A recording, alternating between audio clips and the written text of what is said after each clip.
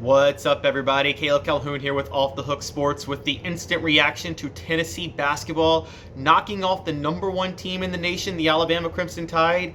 The Vols have now beaten Alabama when they were #1 in football and basketball this year. Pretty great story for them. Obviously, this is a huge win for them to get back on track after back-to-back heartbreaking losses last week where they gave up 2 buzzer-beating threes to lose.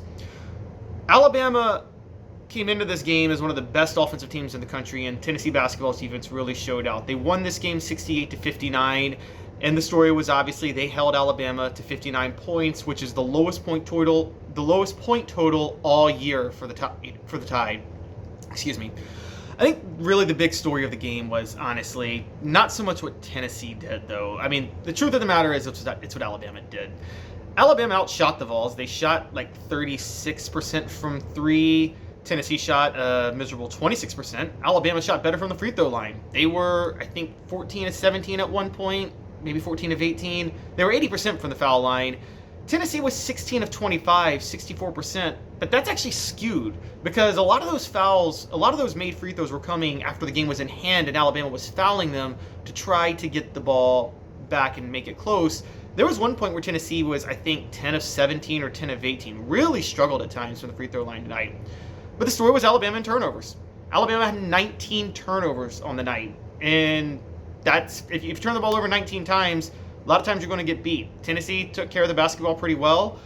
They did have, I believe, 10 steals. And I think one of the reasons is Tennessee plays very good defense. Alabama likes to play at a certain frenetic pace under Nate Oates. They already averaged more than 14 turnovers a game anyway. They did that coming in. So they were kind of vulnerable. This is why Tennessee was able to pull this off fairly convincingly without Josiah Jordan-James or Julian Phillips. That's really impressive for Rick Barnes' team, quite honestly. I think there was a good matchup advantage for them in the sense of they play tough defense, they play very good defense, and Alabama, that frenetic pace they play, if they're going to hit a lot of threes, that's fine, and they did, but they are prone to a lot of turnovers, and Rick Barnes and Tennessee took advantage of that. Now, it's hard to nitpick because Tennessee beat the #1 team in the nation. They did it without 2 key players in Josiah James and Julian Phillips. But there are still reasons to be concerned going into March from this game. Again, it was the turnovers. Alabama still shot the ball well from 3.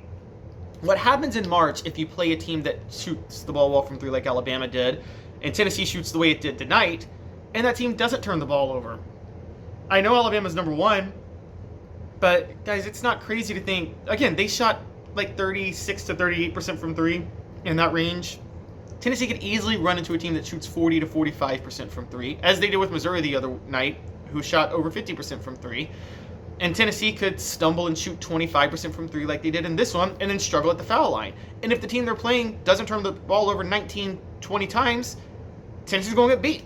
I mean, it's just that simple. And beating the #1 team in the nation without 2 key players, funny enough, didn't disprove that theory. So not a lot changes about what's wrong with the Vols and what's wrong with this team this year. You really don't want to dampen the celebration, but I mean, there's a lot of parity in college basketball this year. It's not that hard to knock off the #1 team. Alabama lost to Oklahoma just 3 weeks ago whatsoever. So I don't think there's a lot to celebrate.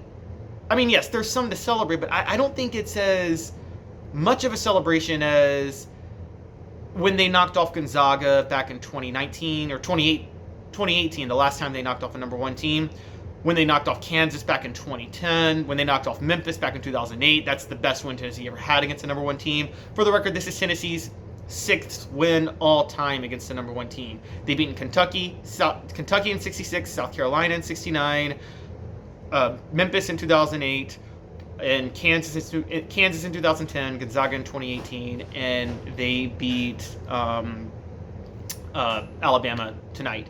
But what I would say is that I don't think this is the most exciting win over a #1 team because of the reasons I laid out. As far as players who perform, though, we got to give some shout-outs. I mean, Jonas Aidoo, I mean, what a night. He had a double-double. He had 3 blocks, really stepped up.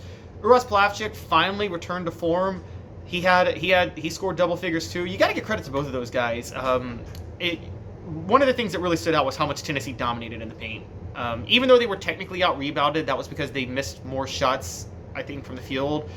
But one of the things you really got to give credit to is how dominant their defense was in the paint. Adu had 3 blocks, and just how much they won the game down low. Alabama, I counted 12 misses from point-blank range down low. I mean, that's, for as good as their three-point shooting was, they were awful underneath the basket, and a lot of that was because of Tennessee's defense. Zakai Ziegler shot awful from 3, but he still had double-double. He still had a double-double too, and he was part of Tennessee having double-digit steals. I know he had multiple steals. I'm not sure exactly how many. The big concern, though, is, again, there aren't enough weapons from 3 right now for Tennessee. Santi Vescovi was the one player who really stepped up tonight. He at least found his three-point game, and teams had to respect it because of what Tennessee's bigs were able to do. Those bigs finally returned to form. Like I said, that was a huge deal. But outside of Vescovi, Tyreek Hill was awful from the outside.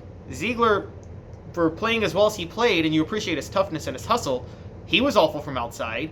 And there weren't many other options, and you can't live and die like that in March.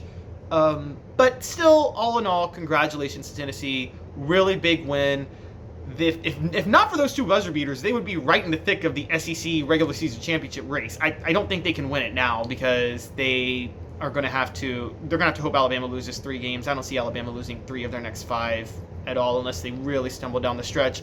And they even need Texas A&M to lose 1 more game, assuming they beat Texas A&M, which is not a given, as they have to go to Texas A&M. So I think the SEC regular season title is out of reach, but I think this game at least proved that Tennessee basketball is not going to have some ridiculous slide into irrelevancy at the end of the year from mid-February on. I think they're still a major player. There's just some major concerns at the same time, and it's a win over a number 1 team. I guess you take the win, but it's not similar to a lot of other wins over number 1 teams I've seen in the past. It's my biggest takeaway. I'll talk a lot more about that tomorrow with Dave Hooker when the show comes back on. Thank you guys all for tuning in. You guys have a great rest of your night, and hey, enjoy the win. Win's a win, and beating a number 1 team is beating a number 1 team. Thanks. Have a good one.